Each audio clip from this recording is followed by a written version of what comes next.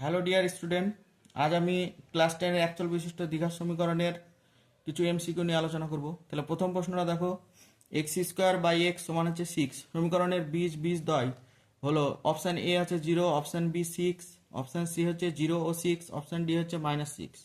তাহলে এটা কোনটা হবে? তাহলে দেখো আমি এটা কিভাবে সলভ করেছি। এক্স স্কোয়ার বাই এক্স সমান হচ্ছে 6, তাহলে কোনাকুনি গুণ করো। তাহলে এক্স স্কোয়ার সমান কত হবে? 6x। তাহলে এক্স স্কোয়ার -6x থেকে কি কমন যাবে দেখো, এই দুটো থেকে কমন যাবে হচ্ছে এক্স। তাহলে এক্স কমন নিয়েছি, তাহলে কি পড়ে থাকছে? x-6। তাহলে হয় না হয় করলে কি পাবো দেখো, x সমান 0, না হয় x-6 সমান 0। তাহলে বাদিয়ে কত হবে? x সমান 6। তাহলে কোন অ্যান্সারটা হবে? অ্যান্সার হবে সি এরটা, 0, কত 6। এই বাঁধে না, হাত বাঁধে না।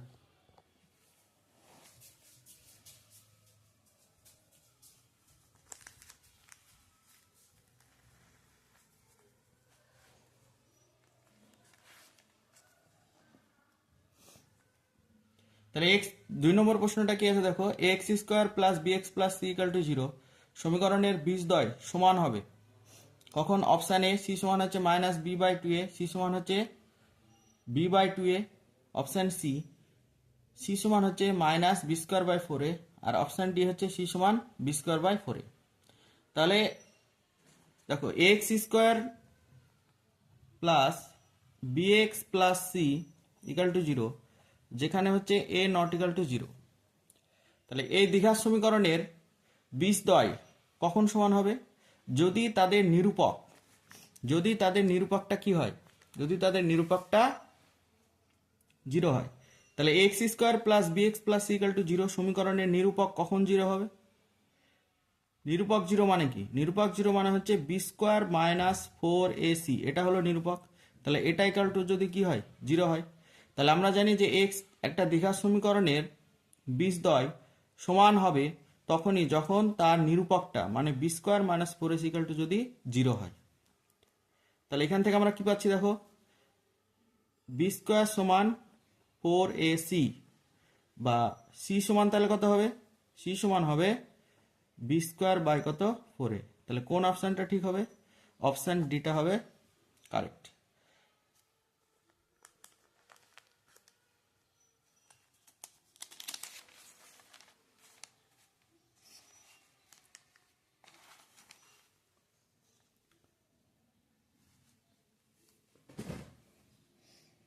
তারপরে দেখো 3 নম্বর প্রশ্নটা কি বলেছে, 3x² plus 8x plus 2 equal to 0 সমীকরণের বীজদ্বয় আলফা এবং বিটা হলে 1/α প্লাস 1/βর মান কত হবে? অপশান এ বলেছে -3/8, অপশান বি বলেছে 2/3, অপশান সি বলেছে -4 এবং অপশান ডি বলেছে 4।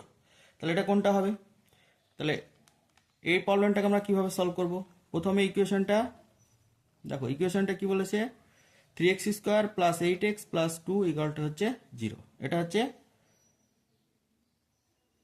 দ্বিঘাত সমীকরণ।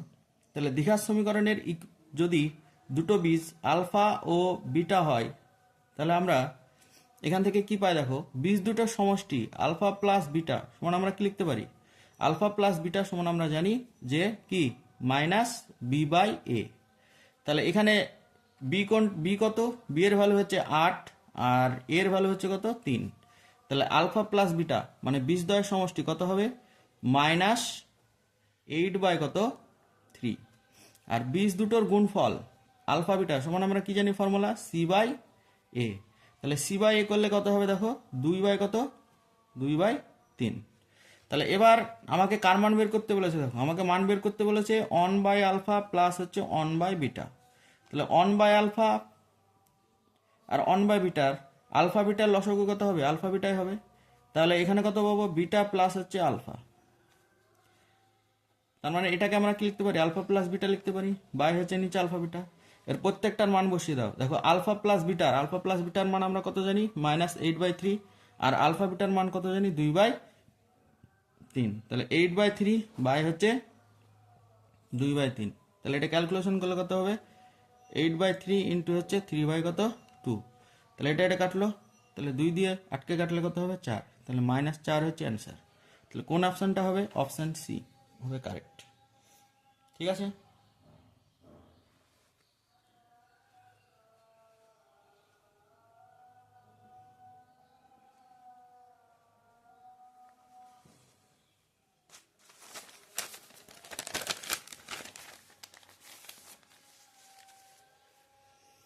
তাহলে দেখে নাও কীভাবে সলভ করলাম। ভিডিওটা ভালো লাগলে অবশ্যই চ্যানেলটাকে সাবস্ক্রাইব করবে এবং বন্ধুদের মধ্যে ছড়িয়ে দেবে। ধন্যবাদ ভিডিওটি দেখার জন্য।